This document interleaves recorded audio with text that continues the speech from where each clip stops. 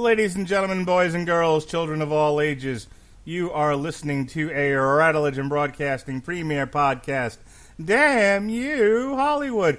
And here's your host. He puts the X in sex. Ladies and gentlemen, it's Robert Winfree. Yay! Well, unbelievably odd choice for your intro there, but okay.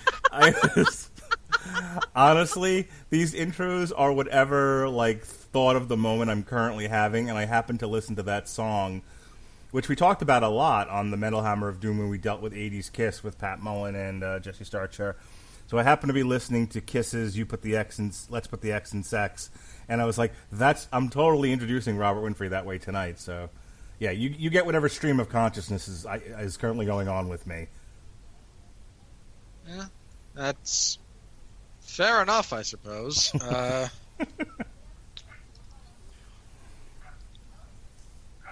Such an odd choice, anyway.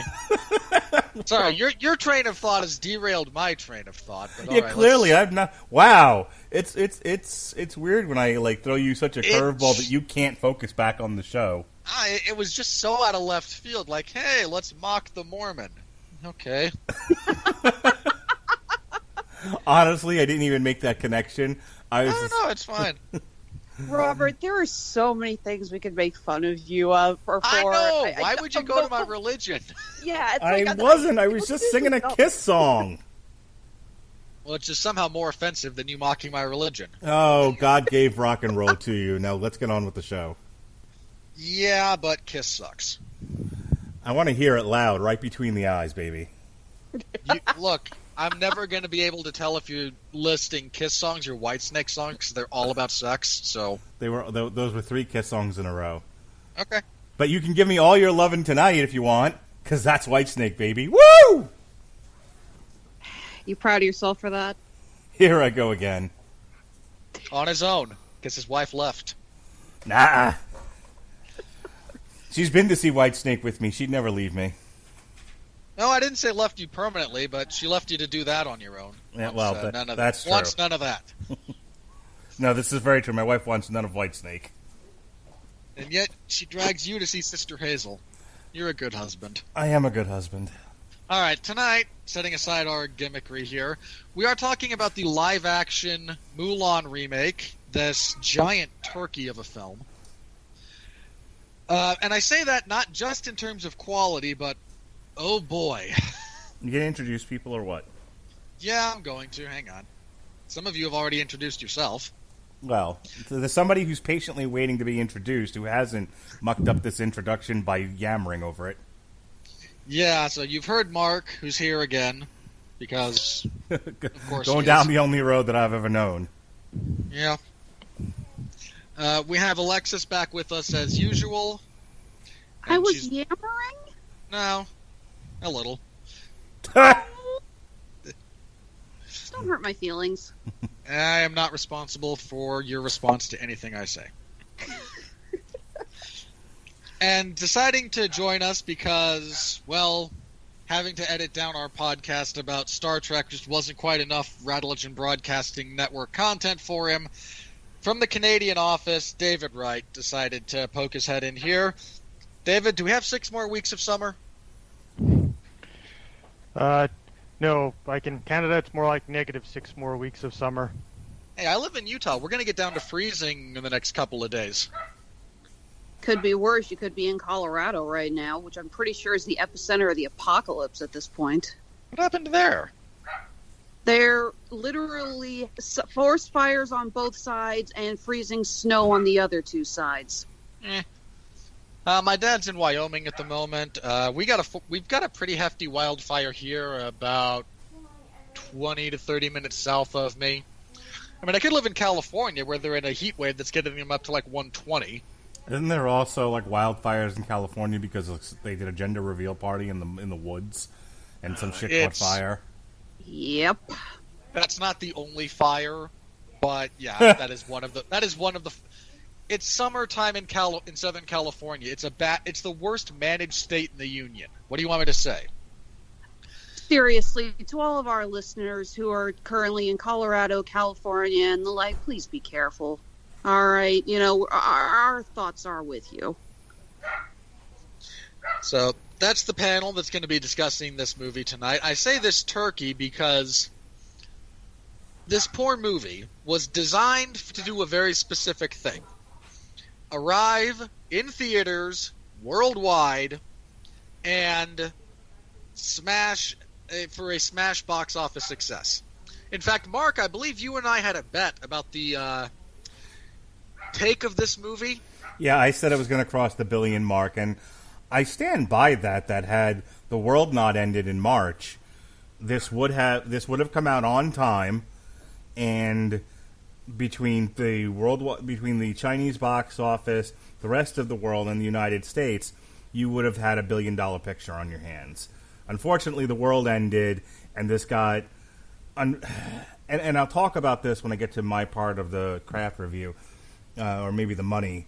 It was a darn crying shame that Disney, in a game of chicken, lost, gave up, tapped out, and decided at the last minute to throw it on Disney Plus. Meanwhile, Christopher Nolan, who's got the biggest dick in Hollywood, ladies and gentlemen, just huge, 12 inches dangling, okay, told... Mark, you're entirely incorrect about the length. It's 2 inches from the floor. Oh, You guys are being oddly specific. Christopher Nolan's golden rod stood up to Warner Brothers and said, "You will release my movie in theaters so that it can be shown where it's supposed to be, on an IMAX screen, and I will hear nothing of putting this on any kind of your damn streaming service. I piss on your streaming services," is what Christopher Nolan told Warner Brothers. And they went, "Stop hitting us with your penis, we understand." Hopefully he never finds out about DVDs and Blu-rays. He knows about them. He just is a big advocate for the theater experience, and God bless him for it. So while Disney was cowering in the corner with Mulan, settling for, I always make this reference to Gung Ho, which is a movie barely anyone remembers, and certainly a TV show nobody remembers. But in the movie Gung Ho, Michael Keaton lies to his crew about there being a secondary goal to get to, as opposed to the actual goal. And Norm from Cheers just speaks for the auto crew and says, "We'll settle for the secondary goal." You gung-hoed this movie, Disney. You could have had a worldwide release in cinemas. They're open for business. New Mutants was there. God damn. Tenet has $100 million, which we'll talk about later this week, has $100 million opening weekend, and instead you went for the gung-ho secondary goal and hid in your corner on Disney Plus, settling for, maybe we'll get more subscribers this way. Maybe we'll get to that $1 million mark $30 at a time. You cowards. You could choose the speedboat or what's in the box. The mystery box could be anything. It could even be a boat. I've always wanted one of those. I generally speaking have no major problems with Disney, the corporation, but they're such chicken shits on this one. Ugh. The one and only Ivan, absolutely. Artemis Fowl would have been nice on the screen. It's a pretty movie, but I'm still okay with it being on Disney Artemis Plus. Fowl would have been a dumpster fire on the big Oh yeah, screen no, it would have bombed. But But what I'm saying, I'm not even talking. Hey, guess what? I'm not talking about the money. In terms of a movie that needs a theatrical screen, I think Artemis Fowl was the type of movie that you should see on the big screen because it was pretty. But I understand and sympathize with their reasons for going Disney Plus for those two movies. With Mulan, I think they whiffed the ball on this one. Well, we could talk about the reaction of Disney Plus subscribers being told that they have to pay an additional $30 to see this. 35 in Canada.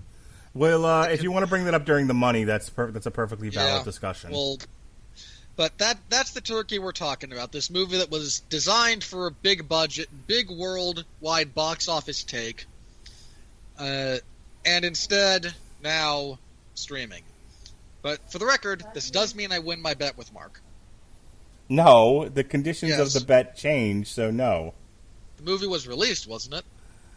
I'm not... This isn't Gambit, I'm not doing this. No, but if this was Gambit, I would still win. Get on Look. with your plot synopsis already. Movie got released. It's not going to make $1 billion. I claim victory. It didn't get released in theaters. There's And no it bet. never It will. nullifies the bet. No, it was released into the world. Oh my Jesus Christ. Just go on. What did we have? Hang on. What did we have even? What were the stakes of that bet? I don't know, but I'm sure it involved me mailing you a chicken. You're never going to mail me a chicken. I'm going to put chicken Kiev in an envelope and mail it to you with vegetables and a potato. Yeah, because that would survive. Double life chicken. Because that would survive the the trip from Florida to Utah. Hey, Yeah. if one thing is getting better in 2020, it's food delivery. That is true. That is very true. All right. So as for the plot of this movie, You all can right, do we are it. first introduced to young Mulan, as she is a rambunctious tomboy who will grow up to become a strong, independent woman who don't need no man, because she's already that at the age of 5. As she runs around chasing a chicken and displays an uncanny, inherent ability to manipulate her body in martial arts in acrobatic ways. That is never full. That is like given a lip service of an explanation, but nothing more than that. Have you ever seen a gymnast? Yes. Well, there's your answer. I'm also very aware of how much training goes into becoming a good gymnast. And while the Chinese government for the last 50 years might have been taking 4-year-olds and running them through rigorous gymnastics program from, the womb, I'm pretty sure that back in whatever century BC this takes place, that was not the policy of the Imperial Emperor, our Lord and Savior, Jet Li. It's probably about 200 BC. So we get the sense that she is very, this is meant to be, she's the special something or other. We fast forward, she's now of an age where they're trying to get her married, because that's what, little girls are supposed to do. We see, this is set against the backdrop of the, they can't actually say Mongols, because Mongolia wasn't actually a country at the time. And it's about 1,000 years after when this movie takes place. Yeah, this is the what it is the Roran Khanganate, which was a specific group of tribes of the people we would come to know as the Mongols. Well, in the original movie, it was they call it the Huns, which is a reference to a group called the Xiongnu, which menaced the Han Dynasty China. Han Dynasty was about 220 BC to about 220 AD. Yeah, so they went out of their way to be much more historically accurate with this movie, and I appreciate that. Anyway, this group, confederation of the Mongol tribes is taking out barracks and garrisons and menacing the Empire and the Silk Road. They're assisted by the Witch. The Witch. Yeah, not Mongols, by the way. Close enough.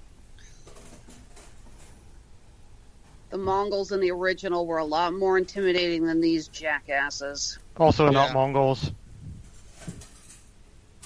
Again, they're okay. Fine, proto-Mongols. Will that make you happy? Sure, or pastoral nomads, steppe nomads. Bad guys with too much eyeliner. Yeah. Poor Jason Scott Lee. Anyway, as they're being threatened, the Emperor of China, once again, Jet Li, not a joke, actual Jet Li, signs a conscription order. We need an army. We're going to fight them off. We're going to defend the people because I am a good and virtuous son of heaven. And since this is a movie being marketed at the Chinese audience, everything that I do and say will conform with Chinese revisionist history about my character. The conscription notice comes through the town where Mulan lives, and her father volunteers to fight despite having fought in the previous major war with this same group of peoples. And he's a gimp, got a bad leg, but he believes that it is still his duty to fight, and as he has no sons, he decides to take up his sword once more. Well, he doesn't have a choice. It's the conscription notice. The Emperor says one man from every family must fight, and he is literally the only person in his family with a Y chromosome. Sure. I kind of got the sense that given his physical infirmity, if he had said, "I can't fight, I have no son," they might have just said, "Okay, okay, whatever." But I don't know, maybe that's me projecting too much. Anyway, I don't see why though, because I was thinking about that as the movie was going on. You got a guy beating a drum. Maybe the guy with the one leg could have beat the drum. Armies need cooks. You telling me he couldn't put noodles in water and keep this army fed? Okay. Go ahead. fair enough.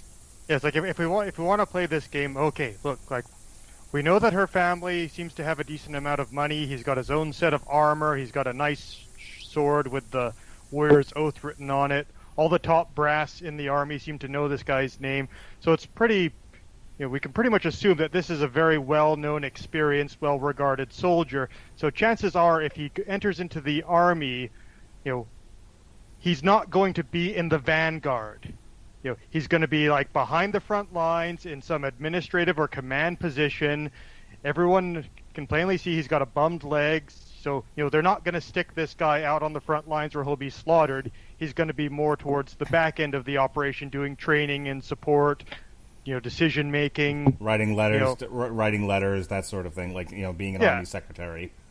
An early review, actually, of the animated film said that in a position like that, he probably would have been made an officer and put more in charge of the other younger recruits. He probably would not actually see any battle. Right. I mean, actually what they would do in that time period if this kind of thing had happened. Yeah, that's like the leading critique of Mulan, like the leading nitpick. Anyway, moving on. Yeah, so Mulan decides to gentle them.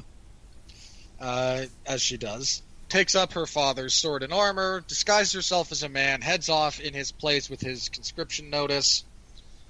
The father, who is the only... This poor guy... who was it? Zima. Who is the only person in this movie doing anything approximating acting. Jesus Christ, Robert. You tell me I'm wrong. You point out where I'm wrong when we get to that. And plot. I'm going. You point out where I'm wrong later, and we can discuss it. He prays to a phoenix, and a CGI'd bird starts following Mulan around. Doesn't do anything other than follow her around, but it follows her around. Despite missing the left turn at Albuquerque, she finally arrives with the help of the phoenix at basic training, where we don't even get any decent humorous bits out of her trying desperately not to reveal to all of these men that she's a woman.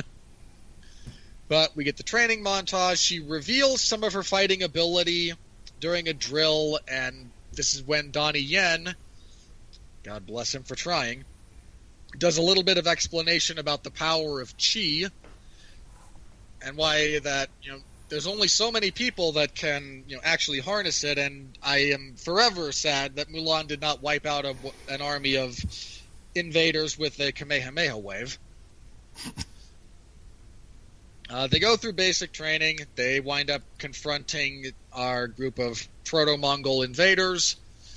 This goes fairly badly, but Mulan, after a confrontation with the witch, who chides her about her fundamental duplicity and dishonesty, she decides that I must be a woman in order to be most effective, charges back into pitched combat after shedding her armor, like you do,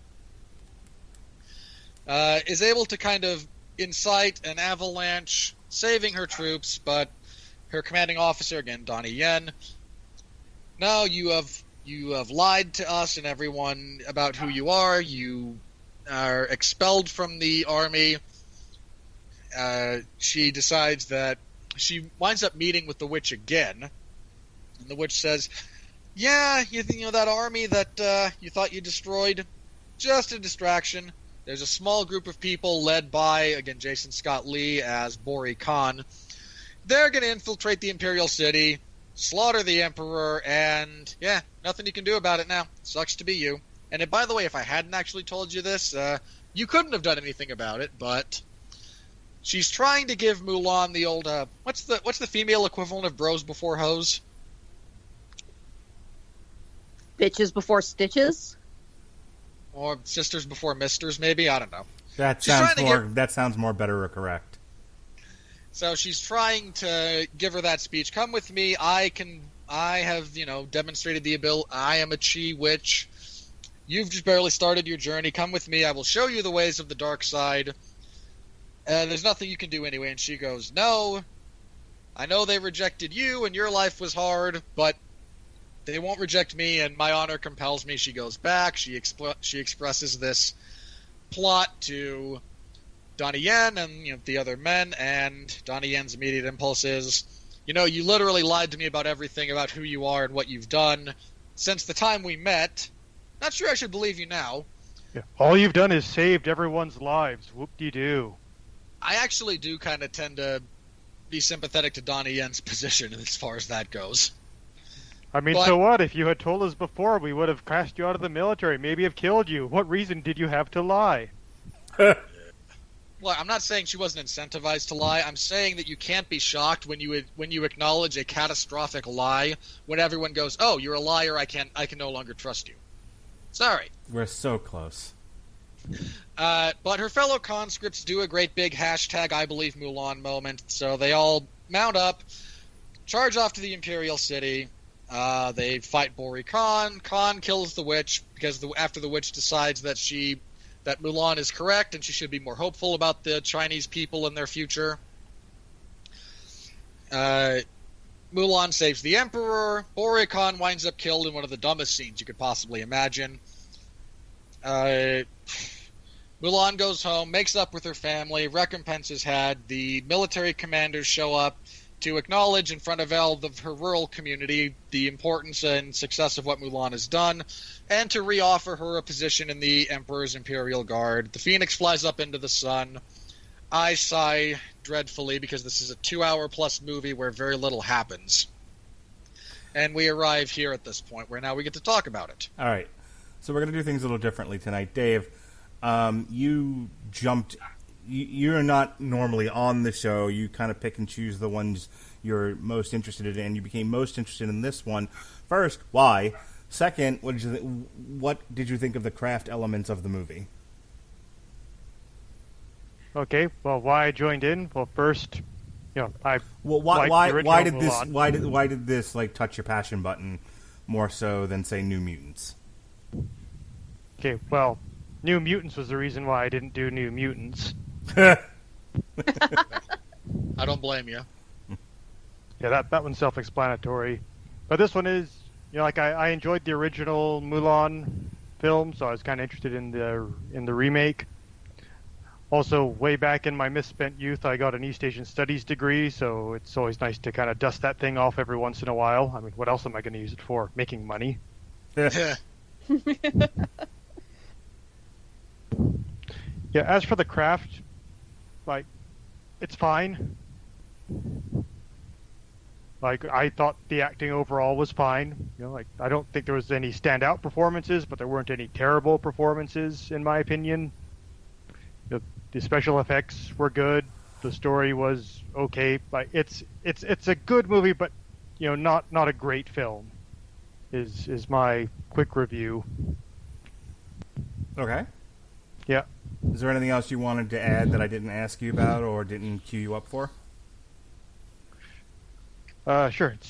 I'm not used to going first, so I'm used to just bouncing off everyone else. Well, that's the problem. Is I say a lot, then Alexis says more, and then we turn to you, and you're like, you guys have said everything. So I was like, here's a thought. He's really excited about this movie. Why don't we let him go first? That way, none of us take his thunder. Okay. So I'll agree with you guys on the Phoenix. What was the point of that anyway, we're not doing Mushu the dragon, so apparently we have to have some other supernatural element to it. And about all the Phoenix does is direct Mulan when she's lost, but every other time it's just there. In fact, the scene where her legion or squad unit, whatever you want to call it, decides to join up with her. It's like, we'll follow you to the Imperial capital. And she's like, okay, this way. And you see the Phoenix flying above her. And I'm like, does anyone else see that? It's a real question, isn't it? Whether or not is the Phoenix, Hobbs the tiger, and only Calvin can see it. Yeah, something like that. Hey, Mulan, there's a giant bird overhead, and I'm hungry. No. Yeah, but it never really gives her any insight into anything. It never has any effect on the plot. It's just like, oh, hey, it's there. I got the impression it gave her magical powers. Like I got the impression that when she was one with the Phoenix, she could defeat the monsters. Yeah, I did not pick that up at any other. I don't know where you got that from, Mark. I feel like it was implied. Yeah. I think you inferred it. That doesn't mean it was actually implied. Fair enough. Yeah. On to more positives. I do like that they fleshed out Mulan a bit more as being this sort of tomboy, warrior, girl, woman character. Because one criticism that I can give the original film is we're not really given a lot of Mulan's sort of life motivations outside of protect my father by, masquerading as a man during the war. Like the only really insight we get into her mind is when she sings the song Reflection, which boy does this movie love. I mean, it's a good song. They shoehorned that into a lot of different bits of. You say shoehorn with a negative tone, but my wife loved the fact that they used the Reflections as like background music. And I had another person say to me today, they wish they had done more of that. Yes, the movie loves Reflections and uses it multiple times, but like if they weren't going to outright sing the songs, they wanted them as background. So for instance, the example that I gave and he agreed with was during the training montage, it had like in the background, it had an instrumental version like I can make you a man, or we'll make a man out of you. Make a man out of you. Yeah. I did not hear that. It's not there. It's not there. It should have been. Is what the point? Yeah, exactly. Like you say, they used the songs as instrumentals. You're wrong, Mark. They used Reflection as instrumental. Right, and the point that I was making was there are people who wish they had done more of that sort of thing. Exactly. Well, hang on. Here's my point, as far as that goes. They shoehorn Reflection, that one melody, into places it shouldn't be, instead of using, the other songs that were in that movie originally in those places. Okay, that's a fair point. Alexis, you want to jump in here with anything, or just in terms of the way the music was used, since that's what we're talking about? I agree. I would have liked more of that. Let me put it this way. It's a lot better than having the guys sit around the campfire trying to say some of the lines from a girl worth fighting for and make them sound like their normal conversation. Oh, is that what that was? I thought that was funny. Like, I don't care what she looks like. I only care what she cooks like. That is lifted directly from the song. Donnie Yen, he says a line for a man ought to be strong during the training sequence as well, but yeah, he lifts part of one of the verses to say what it means to be a chi master. Yeah, but what drove me crazy was when I'm watching the credits of the movie and it starts off again with the instrumental version of Reflection, and then the next song they play is the Chinese version of the song Reflection. It's like you couldn't have even taken one of the songs and stuck it in the credits when no one's looking. That did feel a little repetitive. Both singers were great. I mean, I'll just say it. I'm not a Christina Aguilera fan, but she nailed Reflections. She did a very good job. And whoever did the Chinese version, very good singer as well. But I agree. It's like, guys, you wrote a song clearly for the credits. That one that plays over the semi-animated, semi-live action ones. I'm pretty sure that again. Isn't that also Christina Aguilera? Wouldn't be surprised. Might have been. Couldn't really tell. Or just do instrumental. That's what a lot of movies would do, was they would have their big pop song, and then after that it's just instrumental music from the movie. So, playing Reflections the second time did feel a little forced. Yeah, Yeah, loyal, brave, and true is Christina Aguilera as well. Yeah, They really so get a second singer. I mean, I suppose if you're gonna pay for Christina Aguilera, you may as well get as much out of that as you can. yeah, she charged them for the day, so they figured they should get as much out of her as they could. So, yeah. So in the original, I suppose it's not as big of a waste as when they got Beyonce to sing in Lion King. Boy, that was a waste. Yeah. yeah. So in the original song, Reflections, it's more about Mulan singing, I wish that I could be myself instead of having to live up to all these expectations of the world. But we're never really given who Mulan is. Like, what would she rather be doing than this? Because all of her time at the matchmaker, she seems to be trying to do good at the matchmaker. And when she returns home after failing, which was not her fault at all, again, she's embarrassed. She's a bit ashamed in front of her father. Like, she doesn't really seem to be, haha, I escaped enforced matrimony, go women, or whatever it was supposed to be. It's almost like we're just supposed to assume that because it's an arranged marriage and this is a film at the time made for 90s American girls, that we just assume that, okay, right, we don't want arranged marriage, that's the motivation, but we never really get a sense of what Mulan wants, as opposed to like in other Disney movies. We know that Belle wants adventure in the great wide somewhere. Ariel wants to be a part of that world.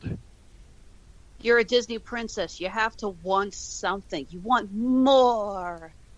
That's the code. Yeah, so at least here we see, okay, Mulan, she's into the martial arts, and she's very good at the martial arts, and apparently she's also a Jedi, and that is forbidden for girls for reasons. Apparently we can't just do girls can't fight being the irrational impediment to our character's progress. I thought they beat it into the ground. I don't...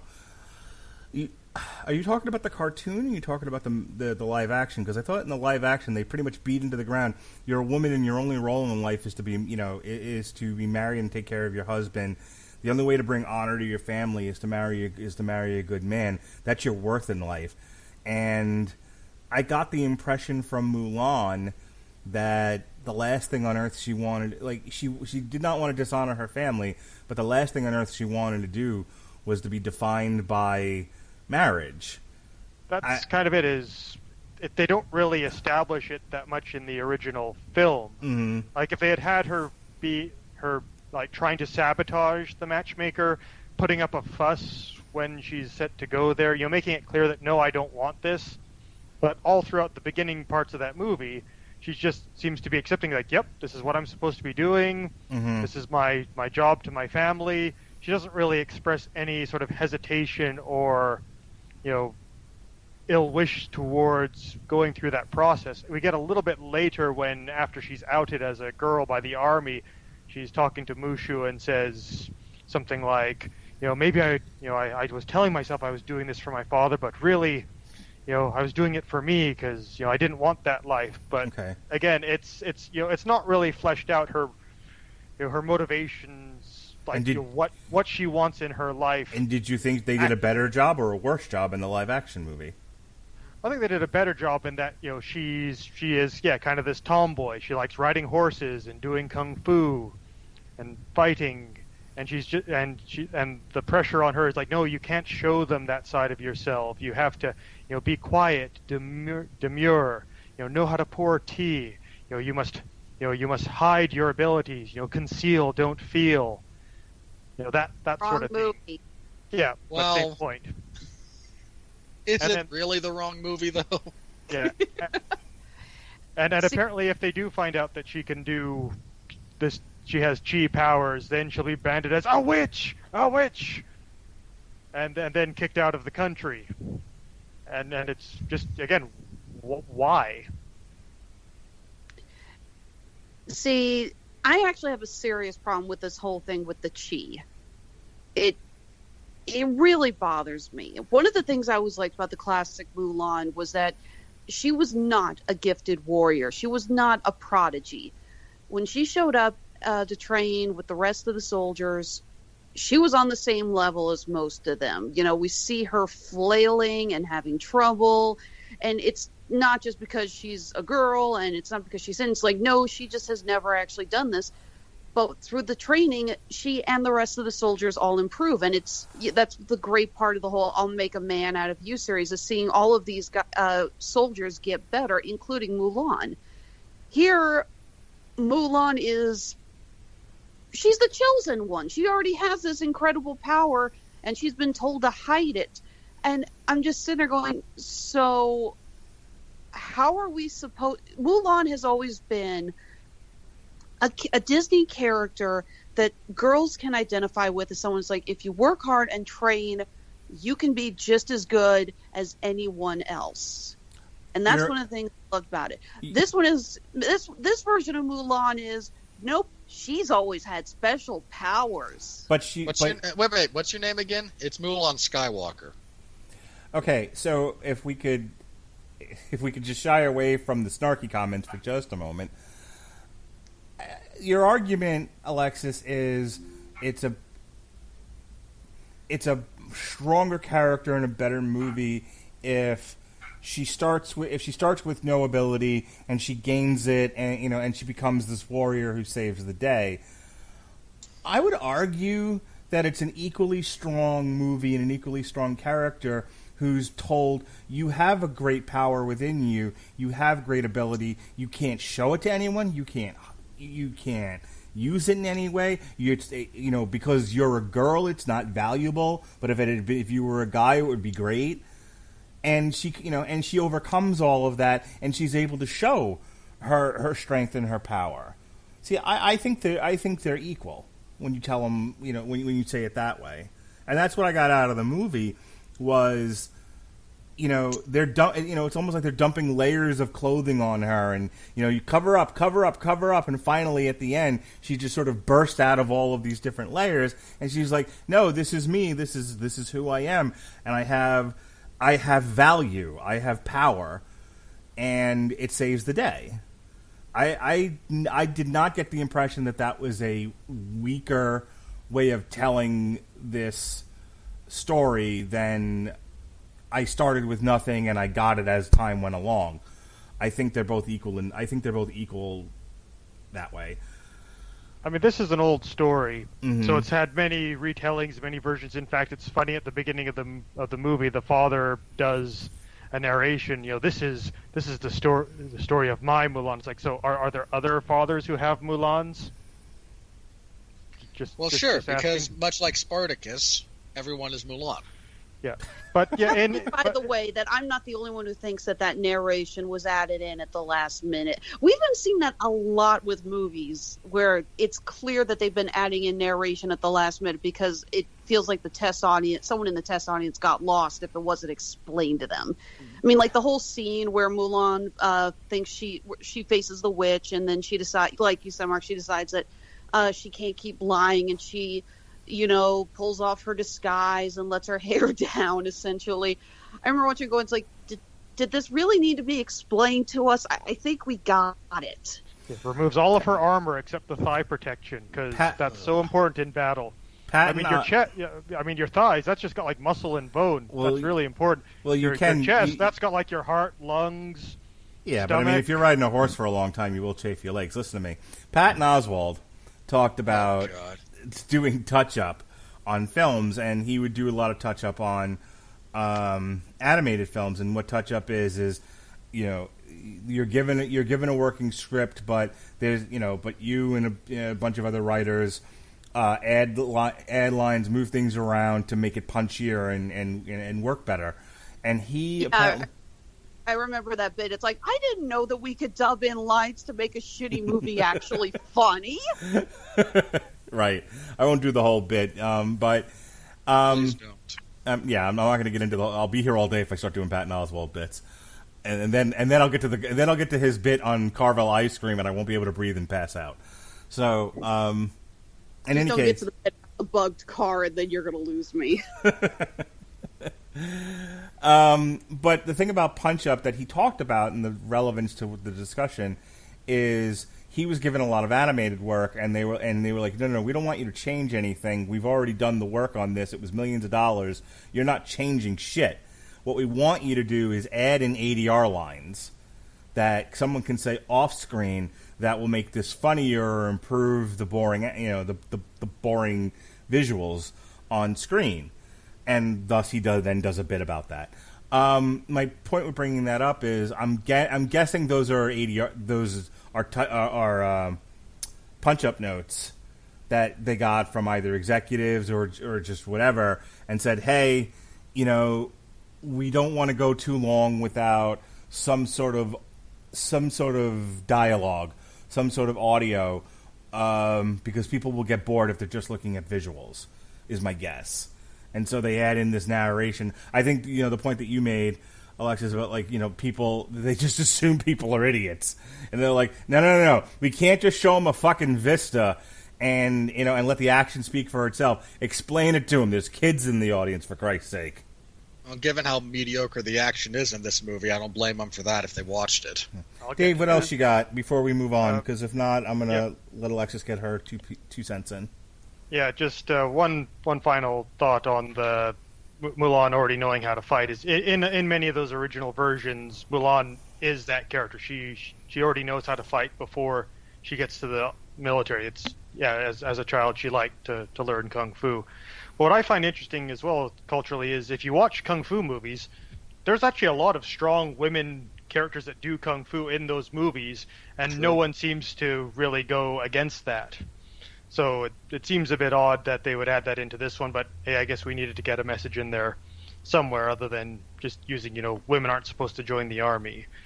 Again, the Phoenix, it fell pretty flat for me. The film works with it being more serious, not as much supernatural animated characters in it, though there is that one scene where Donnie Yen's explaining the oath of the warrior to everyone, and he says, if you're caught lying, you will be expelled immediately, and you'll bring disgrace on you, disgrace for your family, disgrace for your village, disgrace for your country. And I'm just thinking, dishonor on your whole family, dishonor on you, dishonor on your cow. Yeah, it's hard not to remember the original when watching the remake. As for the witch character, it was a strange addition, though I do like aspects of how she was handled. I do like the bit at the end where, after she comes to Mulan after she's been kicked out of the army for saving everyone's life and being the best soldier in the unit, who would want to keep that person around. The witch tells her, it's I was the same as you once. The same thing happened to me. There's no place for us with them. Come and join me, and together we shall rule the universe or whatever. And then Mulan says, I can't. I have to fulfill my duty to my country no matter what. And then she goes back, and everyone stands with her. And the part at the end where she meets the witch in the throne room, and she's like, "You're leading the men." And she's like, "Yes." It's like, how is that possible? And then Mulan says, you can join us too. And she's like, "No, it's too late for me," which is the point where I'm rolling my eyes because that's just so cliche. And then Mulan's like, "No, really, it's never too late." And then the witch is like, "Huh, okay." I like the bit that the witch is sort of redeemed towards the end. I thought that was kind of a nice thing because I hate it when you just have characters, have motivations just because this is what the script says we're for. We've explained the misunderstanding to this character, so there's no more reason for them to want to be our enemy. It's like, no, I'm still going to do that because I need to be the bad guy. The script says so. Yeah. So really, kind of my sort of final thought is, although I'm very big on you should review the movie you get, not the movie you wanted. Whilst the movie is fine overall, as someone who has watched a bit of kung fu and sort of Chinese historical epics and wuxia fantasy films, they could have done so much more with this film. The fight choreography is pretty standard for a Chinese martial arts film. It so pains me to say this about a movie featuring Donnie Yen swinging a sword, but the fight choreography is unbelievably bland and uninteresting. Yeah. It feels like they just put the minimal amount of work. I was so excited when I found out Donnie Yen was in this. He's one of my favorite fight choreographers. He gets one scene with a sword. Yeah, not even fighting anyone. He's just like doing solo work in front of the troops to make them feel bad about themselves. Look how awesome I am with the sword. It's like, is it just me, or can we just say as a general rule, Disney does not know what to do with Donnie Yen? Shout out to Andrew Graham. They put him in a Star Wars movie, and they didn't give him a lightsaber. Well, Hey, I liked him in Rogue One. I liked him because he didn't have a lightsaber. I thought he was awesome in that. I'm with Alexis. I like beating up stormtroopers with sticks. Much as I did want to see him with a lightsaber, yeah, I think it worked okay for that movie for him to just be a badass. Yeah, but tangent aside, but yeah, it's you got Donnie Yen and Jet Li in the same movie, and you don't really give. I mean, the 1 minute of fighting Jet Li did, I thought was kind of neat with him, like wrapping people up in the tarps and stuff. But yeah, it's you have nothing memorable like, and the kung fu movies are so good at doing memorable fight scenes, like. Once Upon a Time in China, where they're like fighting in a warehouse between ladders, between big shelves, and they're flipping around and going through each side of the ladder, breaking ladders, and it's this huge, fancy, dynamic fight. Red Cliff, a movie that John Woo did, covering the beginning of the Romance of the Three Kingdoms. Again, like really interesting, sort of epic battle scenes. Like there's a scene where one of the warriors punches out a horse because it's standing on his flag, with Rider on top. It's you can do so much with this stuff. I mean, for all its flaws in Forbidden Kingdom, at least we did actually get a Jet Li versus Jackie Chan fight scene in the film. True. And here it's just, like they couldn't even get Yuen Wu Ping to come in and do some fight choreography, and everyone can get Yuen Wu Ping to come in and do some fight choreography. So seriously, guys, there's people other than Yuen Wu Ping that can do kung fu fight choreography from China. Like, It's just strange. You had all this talent that you could have brought in. You're Disney, for crying out loud, and they kind of didn't. I was really hoping to see more stuff with the other fighters as well, even though they did I'm just going to say a piss poor job developing the characters of the other fighters. I mean, again, correct. you think back to the animated film with Yao Ping and Xian Po. They were so just anime. You knew them. You knew all about them and what they wanted. These guys, I think the guy who played Yao gets just the closest bit of character. I nearly died during Cricket's little speech about my mother says I was born. It's like, oh my God, who talks like this? I mean, to be fair, his character is inspired by the Cricket from the previous movie. That doesn't make things any better. But I would have liked to have seen more of them fighting. We're supposed to identify more with these other soldiers that Mulan is risking her life to fight with. And they barely feature in the movie. It's like, again, you give us a, Asian or a Chinese movie during a war. It's like, we expect to see some frickin' fights. What else? Keep going, Alexis. What other craft elements did you like or dislike about the movie? I'm with you guys about the Phoenix. That after a while, I was just kind of going, so wait a minute, is that just a figment of her imagination or something? Anyone else think it would have made a whole lot more sense if it was a red dragon? Yeah, why not? Yeah, it's like, just if that was, I get that they didn't. For all it does, it could have been a flying bagel. Yeah, pretty much. So I get that they didn't want to do the Eddie Murphy comic relief. I get that why they cut that. But I was watching it going, this would have just made me a lot happier if it was a red dragon. You don't even have to call it Mushu. Just say the red dragon is the guardian of family and have that be the nod to the character. Yeah, or just cut it completely because, it didn't need to be there.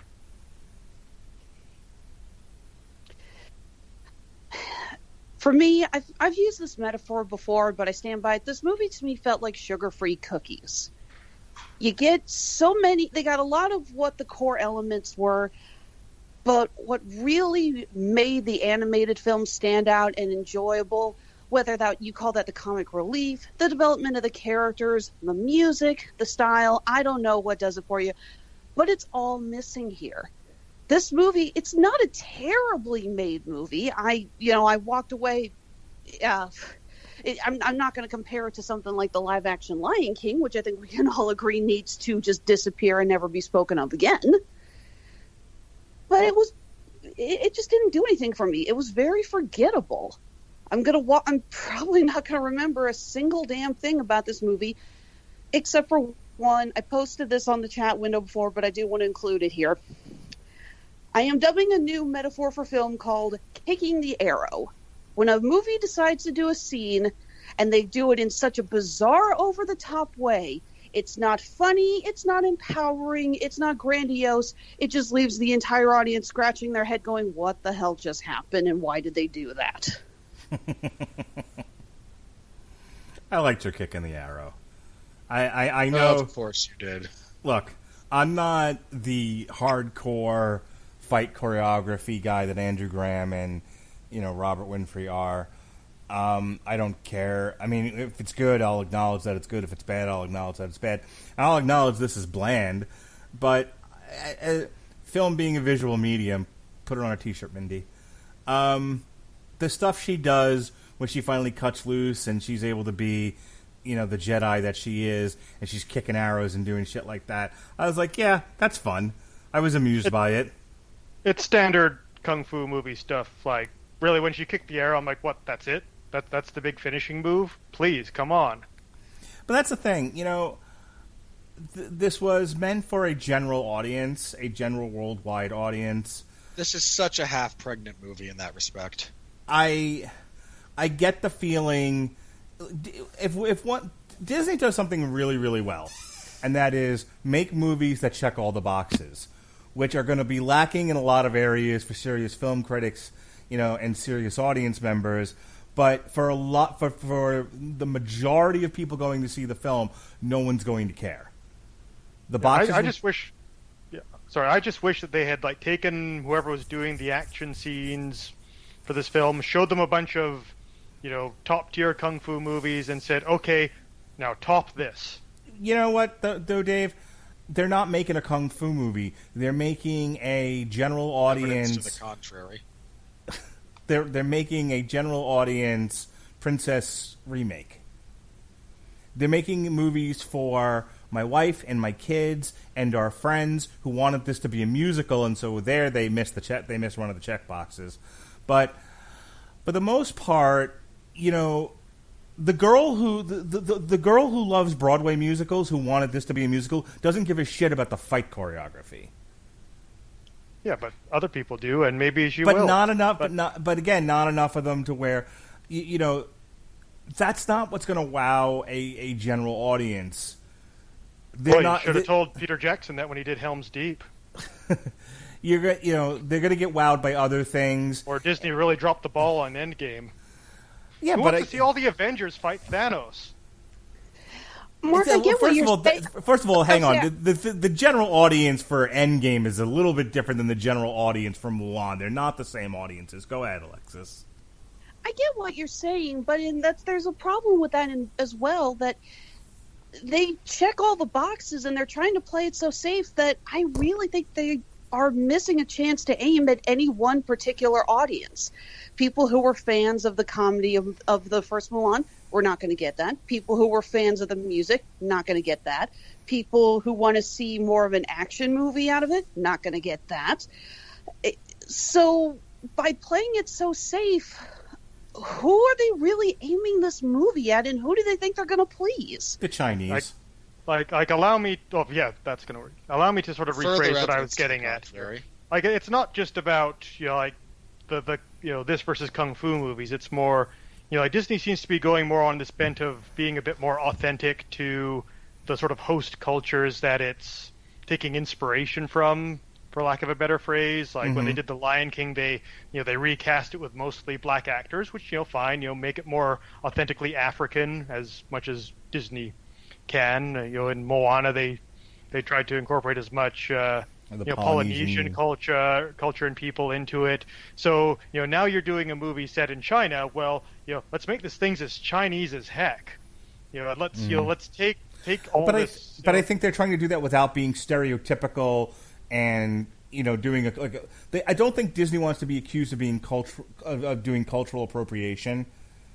So then why make the movie in the first place? They've already appropriated The Legend of Mulan.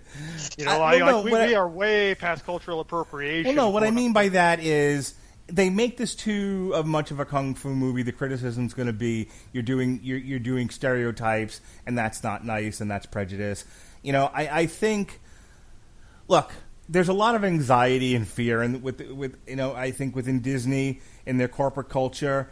And since the majority of the audience is the family, I think that when they go ahead and they do these projects, there's a lot of notes and a lot of executives looking at it going, and look, don't go too far to one side. Don't go too far stylistically. You're going to lose our core audience, and they're not really worried about. They're not really worried. And I brought up Christopher Nolan before, where Warner Brothers just cuts him a check and goes, "Go make your movie," and he can do things as stylistically as he wants. This is like the polar opposite of that. Yeah, it's like, don't make a sandwich, guys. Just give us some plain white bread. That's all we want, plain white bread. Right, make a mayo sandwich. Yeah, they try to. Whoa, hold on there. Let's not spice it up too much here. They try to, Not everyone likes mayonnaise. Oh, you're right. You guys are absolutely right. They try to straddle it so much that you end up with what, unfortunately, is a very bland, forgetful movie. I'm not arguing that point. Look, I'm not going to be the one guy on this podcast going, Mulan was fucking amazing, people. I don't know what, No, I get that. You're the only guy on this network that goes, boy, Age of Extinction sure didn't suck balls. Blow me. I'm sorry. Well, Age of Extinction will it. I want to give Alexis her opportunity to finish her thoughts, but to be clear, I'm not going to be an apologist for this movie. I enjoyed it, and my kids enjoyed it, my wife enjoyed it, et cetera, et cetera. There's things wrong with it, and I will enumerate them momentarily. And I acknowledge the fact that it's a bland movie, but I'm okay with that. I'm okay with Disney making a generic product for families that like generic products. I don't think there's anything inherently wrong with that. This is capitalism. They're trying to make a product that's going to sell. And look, it's difficult. It is difficult to make a movie that checks all the boxes and doesn't offend everybody. It's near impossible, especially to do it and make it interesting. Hold on. At the moment, it is impossible to make anything approximating an interesting movie that doesn't offend people. It's made worse in this case because they have to bend over backwards to get through the Chinese censors, which is where this movie was trying to make its money. Right. So you wind up with a movie that is, again, essentially nothing.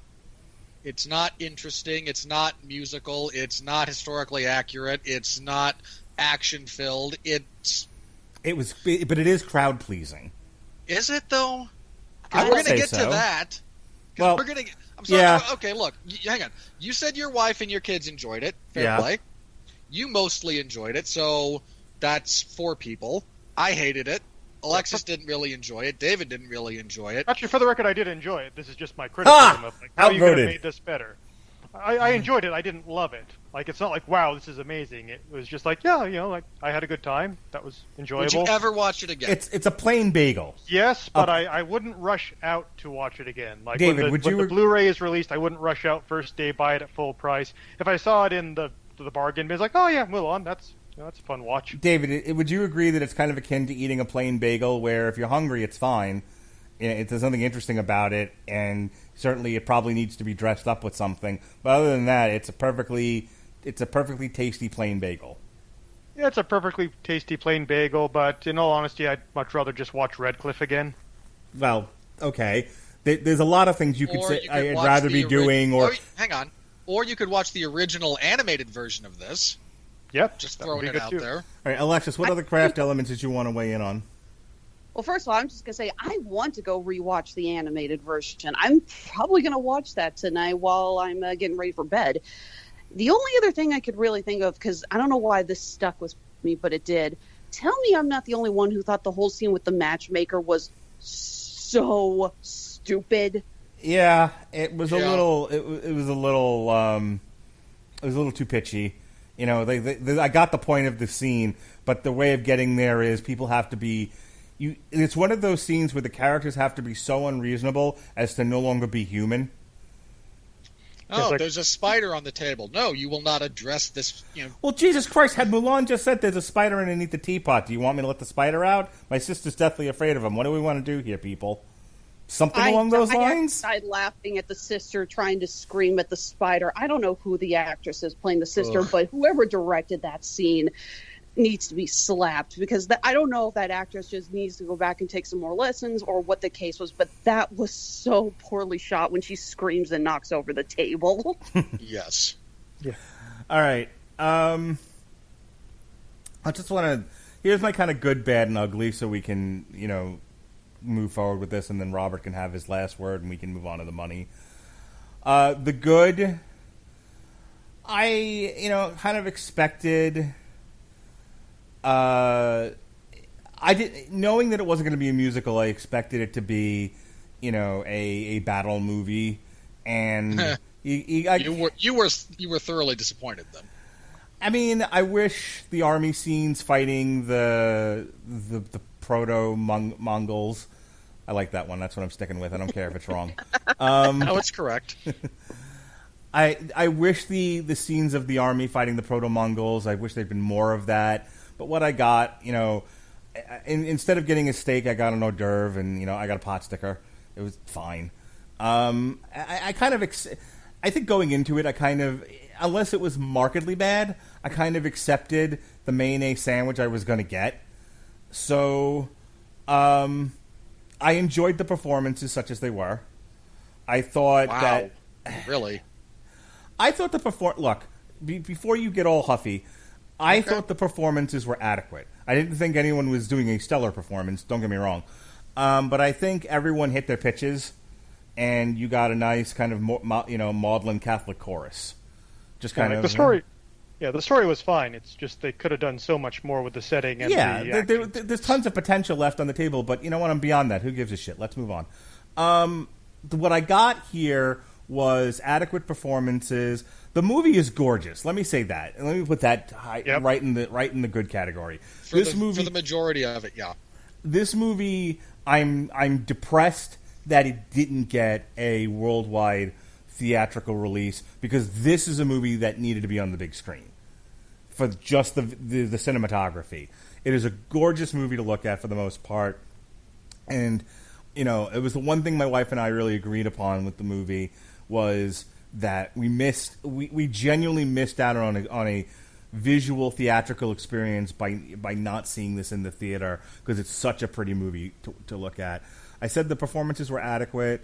I'm not a big thing, the fight scenes are bland, but I don't care, and neither do my kids. They just saw fighting, and I think that's going to be the takeaway from most families is just fighting. I didn't miss the songs, and I enjoyed the music in the background. Here's what I hated about this movie. I hated the witch character. I thought she was written poorly. She's severely underwritten. Her motivations for change are this barely existed, and when she finally makes the conversion from bad guy to good guy, she does so for the sake of the plot, because she needs to take an arrow in the chest. It was a big who gives a shit moment for me, and when she died, it was like, good riddance to bad rubbish. This is a terrible character, and her interactions with Mulan were ridiculous. When she died, I just thought, I guess the actors didn't know what to do with her, or the writers didn't know what to do with her after that point. In terms of ugly, the one thing about the fight choreography that I will, wholeheartedly kind of dogpile on the rabbit, that end sequence with her against the head proto-Mongol, where she walks onto a beam and he decides to follow her instead of just cut the fucking wire. I was like, that is so forced and so stupid. I got taken out of the movie. Like, I was with the movie up until that point. There wasn't enough of the witch to take me out of the movie, as stupid as she was. So I rolled a lot of it, but the rest of it, I liked the interactions with Mulan and the love interest. I really enjoyed the scene of them in the water. Oh, really? Okay, sorry. I mean, I'm allowed to have opinions, sir. You are, sir. Go ahead. I think the denouement of their interactions is the bit where she takes the bath. They talked about she doesn't do enough to hide her sex. I think she did plenty. She volunteers for guard duty. They do the whole thing where she oh boy, do you stink, and then she's there. And I think there's enough tension to carry that scene forward where they're both in the water and he's like, why don't you take my hand? And she's like, fucking, I can't. And then she has to be a dick to him and for him to go away because she doesn't want to show him that she's a woman. I like that scene. I actually like the way that plays out. Could it have been better? Sure, the whole movie could have been better, but it was what it was, and it was sufficient, and I liked it. However, so there's a lot of this movie that I was with, and I was going along for the ride, and I enjoyed emotionally. And then we get to this end sequence, and there's some tension with trying to get her to the Emperor, and there's a ticking clock and everything. And we get there, and I'm into it, and I'm like, ooh, is Mulan going to save the day? And then I'm allowing myself to be in the moment. Okay, it's legal. It's fine. And then she jumps on the one beam, and I'm completely out of the movie at that point. I'm like, this is beyond retarded. Yeah, seriously, everyone, just go out, find a copy of Red Cliff Parts 1 and 2 and Once Upon a Time in China, and you could see what this could have been. I mean, if she had been forced onto the beam because there was nowhere else to go, there's fire around them or something, I would have understood. But she jumps on the beam in order to, to give her an advantage or at least make them equals. And instead of just be like, I'm not getting on the beam, pull out a bow and arrow and shoot the fucking rope, nothing. Well, he's going to jump on the beam too. And then what does she do? She kicks the fucking arrow, and and then he falls off the beam. Come on, that was beyond stupid to me. So, Robert, I know you struggled with this. You didn't like it very much. You have almost nothing good to say about it. So, give it to me in 50. Okay. I agree with you about the big landscape cinematic shots. Absolutely gorgeous. 100%. The only redeeming quality of this movie is some of those big shots because it absolutely maximizes the diverse geography and topography of China. Yeah, not as pretty as Crouching Tiger, Hidden Dragon, but mercifully a lot shorter. Fair enough. So that, only good thing. The lead actress playing Mulan. If I had known that her bit in the beginning when she's all made up and is going to the matchmaker and she says, this is my happy face, this is my sad face, this is my trepidatious face. If I'd known that was actually the note she was given about how she should act, it would have been a lot less funny. Ew. Well, that's someone else said it. Jeez, at this rate, I'm thinking that this whole movie was CGI. No, she does. I think the only person who does anything approximating acting is the guy playing her father. Everyone else is stoic to the point of comic. No, except they're playing it straight. Her buddies in the army were displaying half a range of emotion. They got happy and silly in there. Okay, sure, they were clowns. All right, we have face paint. Well, you can't say everyone was stoic when you've got guys, snapping towels at each other's ass. Okay, stop. Every character with a name is stoic to the point of comedy if it wasn't being played straight. Okay. The clowns in the background, sure. The decision to split the Shang Li character into two... from the original movie, that's both her love interest and the commanding officer. Splitting that into Donnie Yen's commanding officer and what's-his-face, who's supposed to be her love interest. Mark, you and I have more sexual chemistry than she did with that guy. I would just like to take this moment to say I personally enjoyed the romantic subplot of this film, mostly because it was barely there. It should have just been written out. It almost was. If this is all they're going to do with it, it should have been written out. It serves no purpose. You didn't like the water. You didn't like the bathing scene. You didn't feel like that was at least brought to the level of showing some degree of tension between those two characters? Not really. Okay. To be honest, I thought the tension was, please don't notice I'm a girl, please don't notice I'm a girl, please don't notice I'm a girl. That's still tension, and that's all. True. It's there. I think, Look, you have to acknowledge that it's there. Look, there was more tension in a similar scene in an episode of Futurama when Leela pretends to be a man to join the Space Marines and keep Fry and Bender from dying. I'll take your word for it. That man fills me with pride, along with some other equally confusing feelings. Yes. At least in that, we got some laughs out of Zap Brannigan's dubious sexuality. And speaking of dubious sexuality, more on Mulan. No romantic chemistry whatsoever between those two characters or actors. The CGI is very, very spotty. There's places where it is used, like the stupid Phoenix. Okay, fine. It's obviously CGI'd. We can all kind of go along with that one. The sequences of her riding a horse, and what we get are tight shots of her shoulders and head with a screen moving in the background, reminiscent of how movies were shot in the 50s.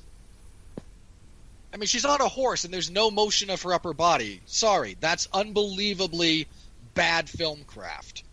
How about that scene where the witch appears on the volcanic flats and you can tell that they added the smoke in very late post CGI on top of the witch? Yeah, that was bad. The avalanche scene, where there's enough force to overwhelm and potentially pose life-threatening risk to a human being, but the horse is trotting along just fine through. Yeah, they should have done that for real.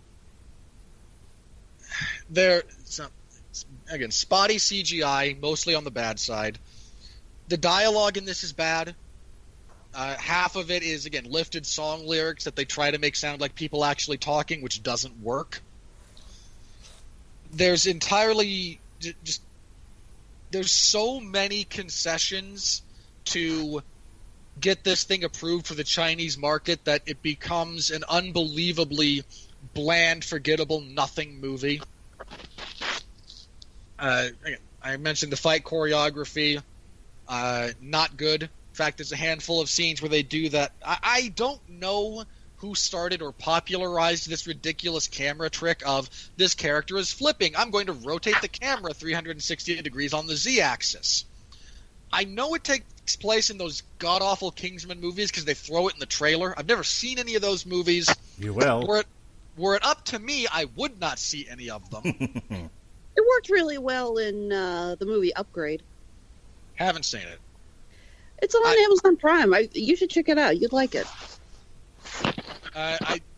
One of my brothers recommended it too. I might give it a shot. I just hate that camera trick. It's not even good smoke and mirrors. I can't think of anything to make this interesting. If I flip the camera, no one will know that this is uninteresting, right? What if they were doing that with the camera so that they could avoid having to do wire work? They did wire work. Okay, less wire work. No, just do the wire work. You can make wire work look good.